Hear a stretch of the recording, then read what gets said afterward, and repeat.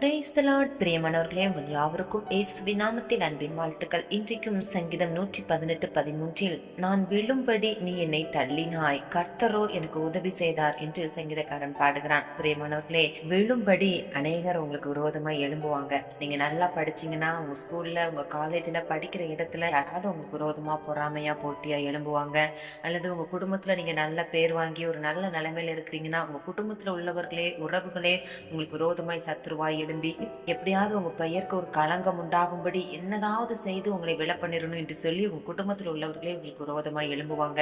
நீங்க வேலை பார்த்து கொண்டு இருக்கிறீங்கன்னா நீங்க நல்ல வேலை பார்ப்பீங்க, உங்க முன்னேற்றத்தை பார்த்து நல்ல ஒரு ப்ரொமோஷனை கொடுக்கணும்னு சொல்லி ஏம் பண்ணி வச்சிருப்பாங்க. ஆனா அதை தடுக்கும்படி மனிதர்கள் உங்களுக்கு விரோதமாய் மறைந்திருந்து போராடலாம். ஊழியம் செய்யும் போது கூட நல்ல ஆத்துமாக்கள் வந்து கொண்டே இருக்கிறாங்க.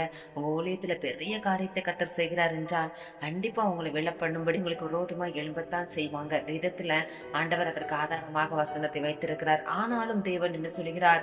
நான் உங்களை கைவிட மாட்டேன், நான் உங்களுக்கு உதவி செய்வேன், நீங்க விழுந்து போகாதபடி நான் உங்களை தாங்குவேன், நான் உங்களை விடுவிப்பேன், உங்களை தப்புவிப்பேன், உங்களை உயர்த்துவேன் என்று ஆண்டவர் வாக்கு கொடுக்கிறார். நீங்க விசுவாசிக்கணும். இன்றைக்கு இப்படிப்பட்ட விழுந்து போகிற சூழ்நிலையில அல்லது தள்ளப்பட்ட சூழ்நிலையில அல்லது என் பேர் ஒரு களங்கம் வந்துட்டே என்று சொல்லி கலக்கத்தோடு இருக்கிறீங்களா? கவலைப்படாதீங்க.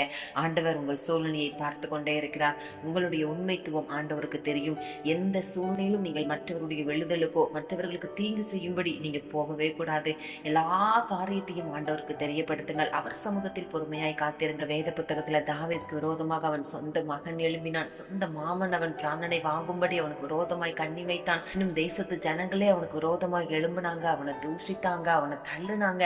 ஆனாலும் பாருங்க, தாவீது கர்த்தர் மேல் நம்பிக்கையாயிருந்தான், கர்த்தரையே சார்ந்திருந்தான். கர்த்தர் எல்லா சூழ்நிலையிலும் அவனுக்கு உதவி செய்து காப்பாற்றினார். அதே தாவீது கையில ஆண்டவர் எதிரியை ஒப்பு கொடுக்கும் பொழுது கர்த்தர் அபிஷேகம் பண்ணினவர் மேல் நான் கைப்படக்கூடாது என்று சொல்லி மற்றவர்களுக்கு எந்த தீங்கும் செய்யாமல் அவன் பத்திரமாய் தன்னை காத்து கொண்டான். அதே இருதயம் தான் உங்களுக்கும் வேண்டும். உங்களுக்கு விரோதமாய் யார் எழும்பினாலும் யார் பேசினாலும் உங்களை விழ தள்ளினாலும் நீங்க அவர்களுக்காக ஜெபிக்கணும். தாவீதை போல கர்த்தருக்கு பயந்து ஆண்டவருடைய உதவிக்காக காத்திருக்கும் பொழுது கர்த்தர் உங்களுக்காக இறங்குவார்.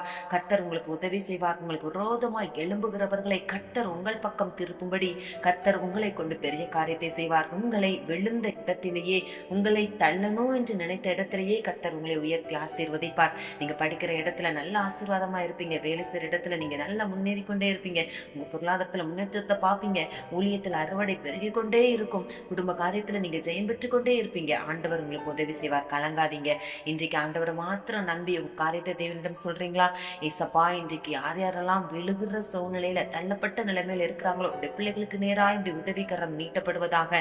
விளப்பண்ணுகிற மனிதர்களுக்கு முன்பாக உடைய பிள்ளைகளை நிற்க பண்ணுங்கப்பா. நீர் உடைய பிள்ளைகளோடு கூட இருக்கிறீர் என்பதை விளங்க பண்ணுங்க. உடைய மகிமை விளங்கட்டும் ஏசப்பா.